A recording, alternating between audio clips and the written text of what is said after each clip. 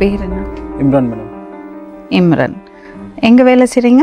First இந்த ஜாப்ல இப்போ அங்கே இல்லை மேடம். நான் வேலை விட்டு ரிசைன் பண்ணிட்டேன். நான் வேலை இல்லாதவன்னு சொல்லலாம். வேலை இல்லைன்னு சொல்றதுக்கு இவ்வளவு பந்தாவா? படிச்சிருக்கீங்களா நீங்க? படிச்சிருக்கீங்க? 10வது வரைக்கும் படிச்சிருக்கேன் மேடம். சரி, ஓகே, சொல்லுங்க, எதுக்காக வந்தீங்க? அவங்க லவ் பண்ணேன்னு சொன்னாங்கனால தான் நான் வந்தேன் மேடம். இவ்வளோ தூரம் நான் இறங்கி வந்தது. பாத்தீங்களா முதலாளி? சரி, ஒரு பொண்ணை லவ் பண்றீங்களா நீங்க? அந்த பொண்ணு எப்படி பழக்கம்? அது பொண்ணு ஜாப்ல வேலை செய்யும்போது பழக்கம் ஆச்சு மேடம். அவங்களும் அங்கே வேலை செஞ்சுட்டு இருந்தாங்க? ஆமாம் மேடம். சரி. அவங்க வந்து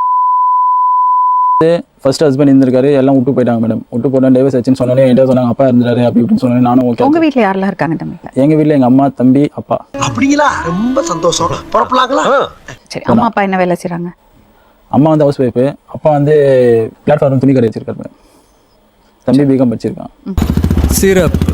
இத்தனை நாள் லவ் பண்ண நல்லா ஜாலியாக தான் மேடம் போச்சு. திடீர்னு வந்து நடுவில் வந்து எனக்கு ஐடியில் வந்து ஒரு பையன் ப்ரொப்போஸ் பண்ணுறான், அது பண்ணுறான், இது பண்ணுறான்னு சொன்னோன்னே என்னடி சொல்ற? நீ என்ன சொல்ற? என்னடி சொல்ற? நான் கொஞ்சம் வெளியிட்டேன். அதுக்கப்புறம் வந்து ஒரு 4 மாதம் வந்து ஜாலியாக வெளியே நான் சந்தேகப்படுறேன். ஃபர்ஸ்ட்டு வந்து கால் கொஞ்சம் சொன்னாங்க. நான் வந்து தூக்கிட்டு ஹாஸ்பிட்டல் போனேன், எல்லாம் செலவு பண்ணேன், நல்லா இது பண்ணி நல்லா ரெடி பண்ணேன். இதுதான் தவறான விஷயம். ரெடி பண்ணிட்டு ஒரு வாரம் கழிச்சு என்னை வந்து மறுபடியும் புதுர்கட் கொடுப்பாங்க. புதுர்கட் மேம் போயிட்டு எல்லாம் ரெடி பண்ணி தராங்க. என்ன ஒரு புதுர்கட்டில் உட்கார வச்சுக்கிறாங்க. நீ என்ன சந்தேகப்பாரியா? நான் யார்கிட்ட பேச சந்தேகப்பாரியா? நீங்க ஏதாவது தப்பா ஃபீல் பண்றீங்களா? சே நான் எங்க ஃபீல் பண்ண போறேன்? வாட்ஸ்அப்பில் 3:30 மணி இருக்கும், நைட்டு 3:30 மணி இருக்கும். வாட்ஸ்அப்பில் அப்படின்னா மேடம் சேட்டிங்காக இருக்கும்.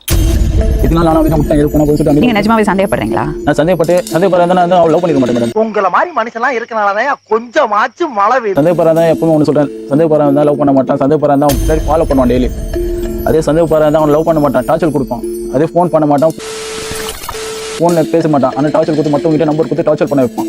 இதெல்லாம் நான் பண்ணாமல் இவ்வளோ சின்சியராக லவ் பண்ணிக்கிறோம். அவங்க வந்து எனக்கு கொஞ்ச நேரத்தில் தூக்கி எரிஞ்சு போன மாதிரி போயிட்டாங்க மேடம். இவனை என்ன பாக்குறீங்க? இவன் ஒரு பிச்சைக்காரப்ப 10 பைசா தான் போட்டான். இது ஜனவரி மாசத்துல அவங்க பர்த்டே எல்லாம் செலிப்ரேஷன் பண்ணி முடிஞ்சோன்னே 29ஆம் தேதி உங்க வீட்டுக்கு எல்லாம் தெரியுமா அந்த மாதிரி love? நான் பண்ணது எல்லாமே என் வீட்டுக்கு எல்லாருக்கும் தெரியும் மேடம். என் வீட்டில் வந்து எல்லாம் ஃபோன் பண்ணி திட்டாங்க. அந்த பொண்ணு அந்த மாதிரி பண்ணதுக்கு எல்லாத்தையும் பண்ணது. ஃபோன் எல்லாம் பண்ணாங்க. அவங்களே ஃபோன் பண்ணது, அவங்களே மெசேஜ் பண்ணது எல்லாமே என்கிட்ட ப்ரூஃப் எல்லாமே A to Z இருக்கு. அவங்க அம்மா என்ன சொல்றாங்க, நீங்க ப்ரூஃப் வச்சு வாழ்த்துங்களா? நீங்களா எப்படிடா நீங்க ஆம்பளை பசங்க, நீங்களா ப்ரூஃப் வச்சு காமிச்சீங்கன்னா எல்லாம் பயந்துருவோம் நாங்களாம். அது இல்லாமல் என்ன இன்னொன்று கேட்டாங்க, ரொம்ப ஒரு கேவலமான வார்த்தைலாம் யூஸ் பண்ண ஆரம்பிச்சாங்க அம்மா. அதுக்கப்புறம் நான் சுத்தமாக எனக்கு தேவையில்லை, இந்த மாதிரி லைஃப் நம்ம வாழ்றதோட இதை விட்டுட்டு நம்ம வெளியே போயிடலாம் சொல்லி நான் அமைதியாக வெளியே போயிட்டேன். என்ன பயந்துட்டியா? பயமா? பயந்துட்டா. ஒரு வாரம் கழிச்சு நான் வந்து அவளை மறுபடியும் பார்த்தேன் மேடம். பார்த்து நான் சொன்னேன், இந்த மாதிரி உன்னை பார்க்காம இருக்க முடியலன்னு சொல்லி பேசினது. நீயா தான் வரேன், நானா உன்னை வெளிக்கிட்டேனே, நான் மனசுல இருந்து எடுத்துட்டேனே. சொல்லவே இல்ல. சிம்பிளிட்டியா எனக்கு சொல்லணும், ஒரு மனசுல வேற யாரோ தோணிட்டு தானே இந்த மாதிரி பண்றாங்க. அவங்க சிம்பிளா தூக்கி எரிஞ்சு போயிட்டே இருக்காங்க. ஒரே நிமிஷம் நான் எதுவுமே சொல்லவே இல்லை, அவங்களே எதுவுமே பேசவே இல்லை. எத்தனை வருஷமா பழக்கம்? ஜஸ்ட் ஒரு 6 months தான் மேம். நீங்களா இங்க வந்தீங்களா?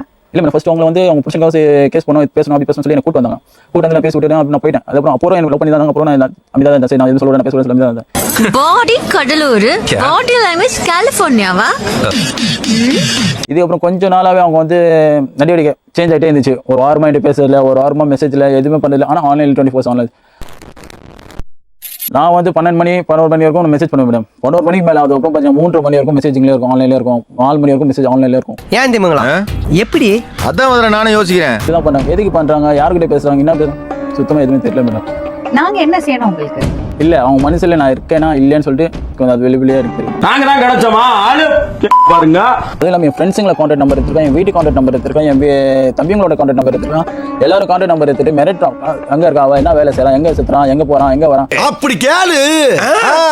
சொல்லுடிய கருப்புட்டி தாங்கவே உம்மல கொடுக்கல உம்மா தெரியாது. உங்களுக்கு அந்த பொண்ணோட வாழறதுக்கு விருப்பம் இல்ல மேடம்? வாழ வேண்டாம்னு சொல்லி விருப்பம் அது இல்ல மேடம். அது சொல்ல முடியாது மேடம். நான் வாழணும்னு நினைச்சாலும் வாழ்வேன் மேடம். கண்டிப்பா அதை பத்தி எனக்கு ஒன்றும் இல்லை மேடம். இல்லை புரியல. ஆக்சுவலி வந்து எங்கள் ஹஸ்பண்ட் எங்கள் அப்பா இறந்துட்டாங்க, ரீசனாக டெட் ஆகிட்டாங்க. ஸோ இறந்ததுக்கு அப்புறமா வந்து 7 இயர்ஸ்க்கு அப்புறமா தான் எங்கள் வீட்டில் கால் வச்சாங்க. அவங்க யாரு? எங்கள் ஹஸ்பண்ட். என்னங்க எனக்கு ஒண்ணுமே புரியல. அதுதானப்பா எனக்கும் புரியல. எவ்வளவு வருஷம் ஆச்சு உங்களுக்கு கல்யாணம் ஆகி? 7 இயர்ஸ் ஆச்சு. 7 இயர்ஸ். ஆமா.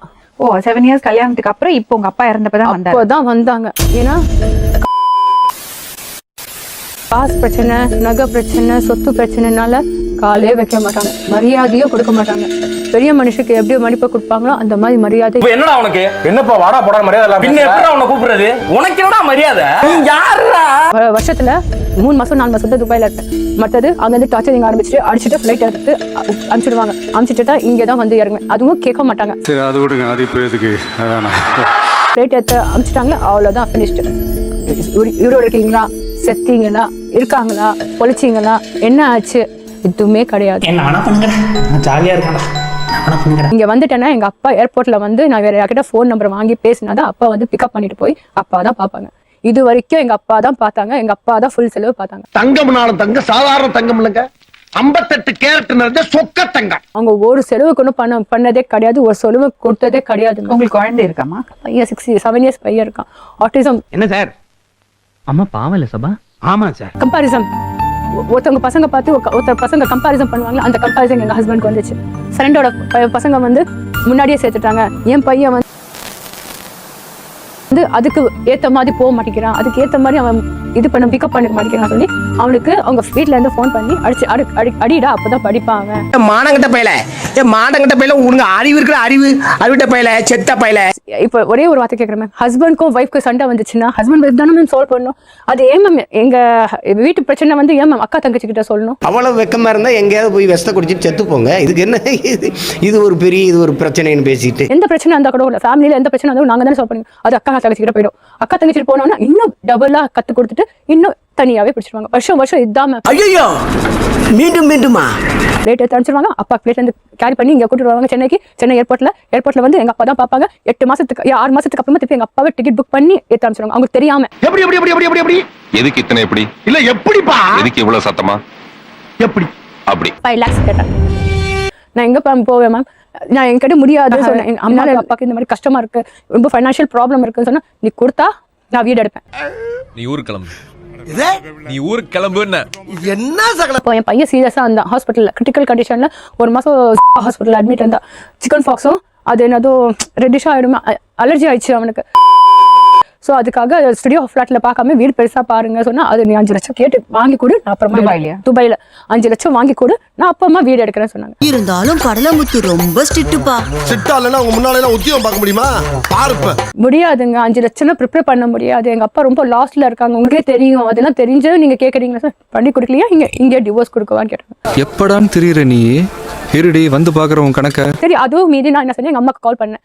ஃபோன் காலும் இல்லை மேம், ரீசார்ஜும் பண்ண மாட்டாங்க. ஃபோன் வந்து எப்படி தெரியுமா ஹேக் பண்ணுவாங்க, லேப்டாப் வச்சுட்டு சாஃப்ட்வேர் இன்ஜினியரிங்ல லேப்டாப்லயே ஃபுல் சிஸ்டம் வச்சுட்டு அப்படியே ஹேக் பண்ணிக்குவாங்க. லேப்டாப், போனு, தாடி, என்னடா அதெல்லாம்? என்னை போல் ஒருவர் மேட்டி லாஸ்ட்ல நான் அம்மா கிட்ட சொன்னேன், இந்த மாதிரி 5 லட்சம் வேணுமா, ஸோ அட்லீஸ்ட் 3 lakhs நான் அட்ஜஸ்ட் பண்ணி கொடுக்க முடியுமா? இல்லாம பண்ண முடியாதுமா, உனக்கே தெரியலம்மா எந்த கஷ்டத்துல இருக்கோன்னு. அப்புறம் எவன்ட்டு போயிட்டு தொங்குறது துட்டுக்கு? வீடு எங்க பையன் சீரியஸ் ஹாஸ்பிட்டல்ல இருந்து கொண்டு வரேன், டார்ச்சரிங் பண்ணி கேக்குறியா நான் இங்கே டிவோர்ஸ் கொடுக்கவா சொல்லி துபாயிலேயே மிரட்டினாங்க. அம்மா போய் அப்பா கிட்ட சொல்லியிருக்காங்க. நான் சொன்னேன், எதுக்குமா சொன்னேன், உன்னை யாருமா? என்னாச்சு? அப்புறமா அது கேட்டுட்டு ரொம்ப நெஞ்சில வலி வச்சுக்கிட்டு என்ன சொல்றதே தெரியல, சிவியர் ஹார்ட் அட்டாக்ல செகண்ட் டே டெத் நியூஸ் வந்துச்சுங்க எனக்கு. அத வேற ஞாபகப்படுத்திட்டீங்க, நெஞ்சமெல்லாம் பொண்ணா இருக்கு தம்பி, மறக்க முடியல. எப்ப பிரிஞ்சீங்க 2 பேரும்? 2016 மேம். ஏன் பிரிஞ்சீங்க? பிரிஞ்சது 1 மாசம் ஒரு பொண்ணுக்கு தூங்க வச்சாங்க மேம். 7 வருஷமா எனக்கு பார்க்காத பார்வை அந்த பொண்ணுக்கு பார்த்தா மேம். அவன் நைட்ல தூங்கும் போது என்ன செய்வாங்க, எங்க காணும்னு பார்த்தா போய் அந்த பொண்ணு கதவை தட்டி கூட்டிட்டு வந்து கூட படுத்து வைப்பாங்க. எதுக்குன்னு சொன்னா, நான் அப்படிதான் படுக்க வைப்பேன்.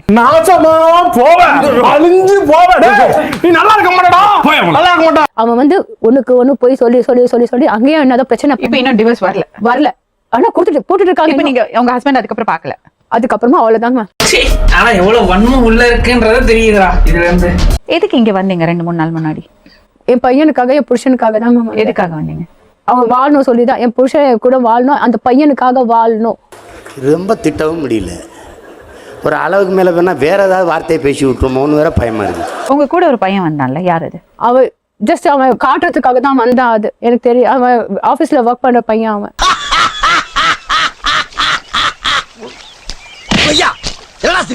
என்ன சிரிப்பு?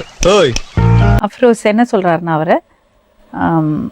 அவருக்கு உங்களை ரொம்ப பிடிக்கும், உங்களை கூட வாழணும்னு நினைக்கிறாரு. நான் என்னோட மைண்ட்ல ஒரே ஒரு வார்த்தை தான், எங்க ஹஸ்பண்ட் கூட நான் வாழணும். ஹஸ்பண்ட் கூட வாழணும்னா போய் வாழ, இல்லைன்னு சொல்ல. மத்தவங்க லைஃப்ல வாழக்கூடாது. அந்த மாதிரி நான் வாழலையே மேம், நான் மத்தவங்க லைஃப்ல வந்து என்டர் ஆகக்கூடாது. மத்தவங்க லைஃப்ல வந்து நீ லவ் பண்றேன்னு சொல்லிட்டு பேச்சு எடுக்கக்கூடாது. அது எதுக்கு நீ மிஸ்யூஸ் பண்ணது? என்ன வந்து 10 வாட்டி ஒண்ணுனா நாயா நானே வேலைக்காரனா நானே 10 வாட்டி கூட்டு வந்து விடுறதுக்கு? கேளு அதான் கேட்டேன்ல. ஓ அதான் கேட்டியா? நான் ஒரே ஒரு வார்த்தை சொல்லிட்டேன், எனக்கு ஃபர்ஸ்ட் பையன் இருக்கா, பையனா அந்த ஹஸ்பண்ட் கூட தான் வாழணும். இன்னும் டிவோர்ஸ் கொடுக்கல. இல்ல நான் வாழணும்னா உன் கூட தான் வாழுவேன், இல்லைன்னா வாழ மாட்டேன். சாவு சாவும்ல செத்த பையல நீ நலமா இருந்தா ஒளிஞ்ச எனக்கு பத்தி நீ சாவும்ல செத்த பையல. அவங்க ப்ரொபோஸ் பண்ணலாம் தான். ஐயோ நான் ப்ரொபோஸே பண்ணல. இவங்க தான் பின்னாடி ஃபாலோ பண்ணிட்டே இருந்தாங்க. எனக்கு லவ் பண்ணு கன்ஃபியூஸ்டா இருக்கியாமா? நான் ரொம்ப நிஜமா கன்ஃபியூஸா இருக்கேன். அவன் சொல்ல புரிய வைக்கிறேன். நிமிஷம் பேசணும். என்ன பேசணும்? வேணாம்டா வேணாம்டா வேணாம். கல்யாணம் ஆயிருக்கு, குழந்தை இருக்கான், ஹஸ்பண்ட் இருக்கான், நம்ம தப்பு பண்ணிடக்கூடாது, நம்ம அப்பா பேர் கெட்டிடக்கூடாது, அம்மா பேர் கெட்டக்கூடாதுன்னு அவங்களுக்கு ஒரு பயம் இருக்கலாம். புரியுதா? ஆனா இந்த கன்ஃபியூஷன்ல அவ இருக்கலாம். வேணும்ட்டு அவ பண்ணல. அப்படியா? கண்டிப்பா கண்டிப்பா. உங்க 2 பேருக்குள்ள ஒரு அண்டர்ஸ்டாண்டிங்க்கு வாங்க. என்ன பண்ண போறீங்க நீங்க? என்ன வேணும் உங்களுக்கு? என்னோட ஹஸ்பண்ட் கூட அந்த பையனுக்காக வாழணும். அது அவங்க நீங்க என்ன சொல்றீங்க இம்ரான்? அவங்க வந்து என் பின்னாடி எனக்கு தான் வாங்கி கூட தான் வாழணும் சொல்லி அனுப்பிச்சிட்டு நேற்று வந்து MOC மீட்டிங்ல வந்து எனக்கு தெரியாம நின்றுருக்காங்க. இவங்க பண்றதெல்லாம் என்ன சார் அக்கிரமமா இருக்கு சார். இவங்களாம் பண்றது ரொம்ப தப்பு சார். அவங்க கூட வாழறதா இல்ல சொல்றாங்க. மேடம் அது இருக்கட்டும் மேடம். வாழடா இல்ல வாழாம இருக்கணும் எனக்கு தேவையில்லை மேடம். அது ஆனா நீங்க விட்டுடுவீங்களா? நான் விட்டுறேன் மேடம். இதற்கப்புறம் அப்படி நடக்காது அப்படின்னு சொல்லுவேன் நினைக்காதடா. இனிமேல் எனக்கு தெரிஞ்சு போச்சு, எல்லாம் கிளியர் ஆகி போச்சு. எனக்கு அது அவங்க உங்களை ஏமாத்தணும்னு ஒரு நிமிஷம் வேணும்ட்டு பண்ணல. அவங்களுக்கு உங்களை பிடிக்கும். ஆனா சின்ன விஷயத்தை எதுக்கு பெருசாக்கிக்கிட்டேன்? முடிஞ்சது முடிஞ்சு போச்சு. அப்ப முடியாதது மூக்கிட்டு போச்சா? போடாடே வேலைய பார்த்து போடா மூக்கா. உனக்கு அவர் மேல இன்ட்ரெஸ்ட் இல்ல மேம். அவங்க சொல்ல நிச்சயமே இல்ல. உனக்காக சொல்றியா? உன் குடும்பத்துக்காக, சமுதாயத்துக்காக சொல்றியா? என் ஃபேமிலிக்காக ஃபுல் ரைட்ஸா சொல்றேன். என் பையன் மேல சொல்றேன். எனக்கு அவங்களுக்கு இல்ல. சோலி முடிச்சு. அவங்க ஹஸ்பண்டோட வாழ நினைக்கிறாங்க. விட்டுருங்களேன் மேடம். நான் ஃபர்ஸ்ட் எடுத்தோனே அதுதான் மேடம் சொல்லுவாங்க. உங்க ஹஸ்பண்ட் உங்களை வந்து பாப்பாரு, சந்திப்பாரு, பேசுவாரு. நான் போறோம் அது சொன்னேன் இல்லன்னு சொல்லுங்க. போய் சொல்றாங்க. வெறும் பொய்யா சொல்லிக்கிட்டு தெரியலாம். ஃபோன் பண்ண மாட்டேன், மெசேஜ் பண்ண மாட்டேன், வாட்ஸ்அப்ல பண்ண மாட்டேன், எதுவும் பண்ண மாட்டேன். அவங்க லைஃப் அவங்க வாழட்டும், என் லைஃப் நான் வாழ்றேன். சரி தம்பி, நீங்க நல்ல பையன், உங்களுக்கு நல்ல ஒரு லைஃப் பார்ட்னர் கிடைக்கணும். இதை விடுங்க. உங்க குடும்பத்தை பாருங்க, அப்பா அம்மாவை பாருங்க, தம்பியை பாருங்க. நீங்க எந்த வகையிலும் குறையல. அவளுக்கு ஒரு கன்ஃபியூஷன் இருக்கு, அவளுக்கு ஒரு பிரச்சனை இருக்கு. அவ அதை சார்ட் அவுட் பண்ணட்டும். தோத்துக்கிட்டே இருக்கீடா. 2 ஆப்ஷன் இருக்கு. ஒண்ணு, இந்த தலைவலியே வேண்டான்னு டிவோர்ஸ் வாங்கிட்டு குழந்தைக்கு பண்ண வேண்டியது பண்ண சொல்லி, உனக்கு பண்ண வேண்டியது பண்ண சொல்லி உன்னோட லைஃப்ல நீ மூவ் ஆன் பண்ணலாம். நெக்ஸ்ட் உனக்கு இன்னும் ஹோப் இருக்கா? எனக்கு ஹோப் இருக்கு. உனக்கு வயசு போயிட்டு இருக்கு. அப்புறம் இன்னும் நீ தள்ளி போட உனக்கு டென்ஷன் தானே ஆகும். டென்ஷன் இல்ல மேம். இப்போ வரைக்கும் நான் கொஞ்சம் இதுவா தான் இருக்க. பையனுக்காக கொஞ்சம் பொறுத்து தான் நான் போற வேலைக்கு. அந்த ஒரு மூமெண்ட் அது உண்டாகணும். அந்த ஒரு எழுச்சி உண்டாகணும். மட்டமாவே